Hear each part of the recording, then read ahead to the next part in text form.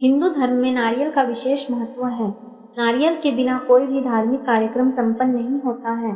नारियल से जुड़ी एक पौराणिक कथा भी प्रचलित है, जिसके अनुसार नारियल का इस धरती पर अवतरण ऋषि विश्वामित्र द्वारा किया गया था। आज हम आपको नारियल के जन्म से जुड़ी यही कहानी बता रहे हैं। यह कहानी प्राचीन काल के एक राजा सत्यव्रत से जुड़ी है।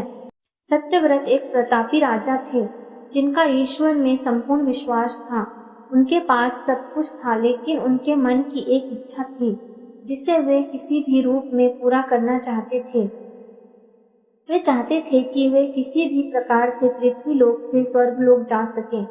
स्वर्गलोक की सुंदरता उन्हें अपनी ओर आकर्षित करती थी, किंतु वहां कैसे जाना है यह सत्यव्रत नहीं जानते थे।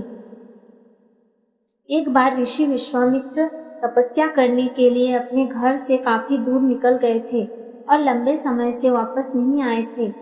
उनकी अनुपस्थिति में क्षेत्र में सूखा पड़ गया और उनका परिवार भूखा प्यासा भटक रहा था।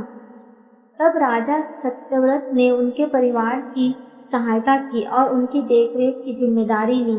जब ऋषि विश्वामित्र वापस लौटे तो उन्हें परिवार वालों ने राजा की अच्छाई बताई। वे राजा से मिलने उनके दरबार पहुंचे और उनका धन्यवाद किया। शुक्रिया के रूप में राजा ने ऋषि विश्वामित्र द्वारा उन्हें एक वर देने के लिए निवेदन किया। ऋषि विश्वामित्र ने भी उन्हें आज्ञा दी। तब राजा बोले कि वे स्वर्गलोक जाना चाहते हैं, तो क्या ऋषि विश्वामित्र अपनी शक्तियों का सहारा लेकर उनके लिए स्वर्ग जाने का मार्ग बना सकते हैं? अपने परिवार की सहायता का उपकार मानते हुए ऋषि विश्वामित्र ने जल्दी ही एक ऐसा मार्ग तैयार किया जो सीधे स्वर्गलोक को जाता था।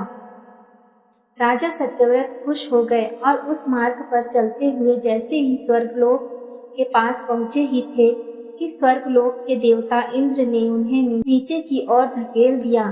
धरती पर गिरते ही राजा ऋषि विश्वामित्र के पास पहुंचे और रोते हुए सारी घटना का वर्णन करने लगे। देवताओं के इस प्रकार के व्यवहार से ऋषि विश्वामित्र भी क्रोधित हो गए, परंतु अंत में स्वर्गलोक और देवताओं से वार्तालाप करके आपसी सहमति से एक हल निकाला गया।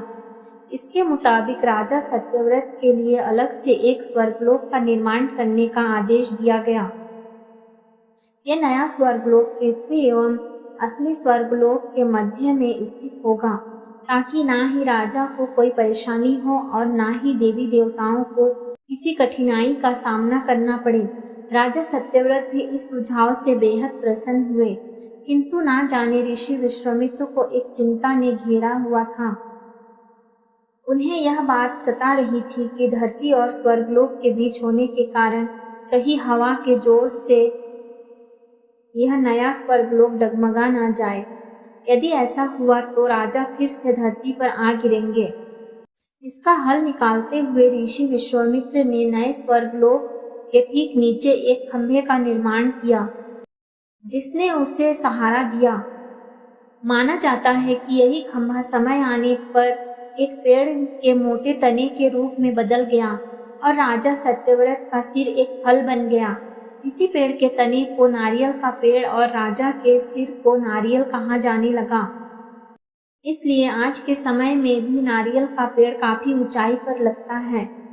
इस कथा के अनुसार सत्यव्रत को समय आने पर एक ऐसे व्यक्ति की उपाधि दी गई जो ना ही इधर का है और ना ही उधर का, यानी कि एक ऐसा इंसान जो दो धुरों के बीच में लटका हुआ है। इसी तरह की और पौराणिक कथा सुनने के लिए हमारे इस चैनल को लाइक और सब्सक्राइब जरूर करें। धन्यवाद।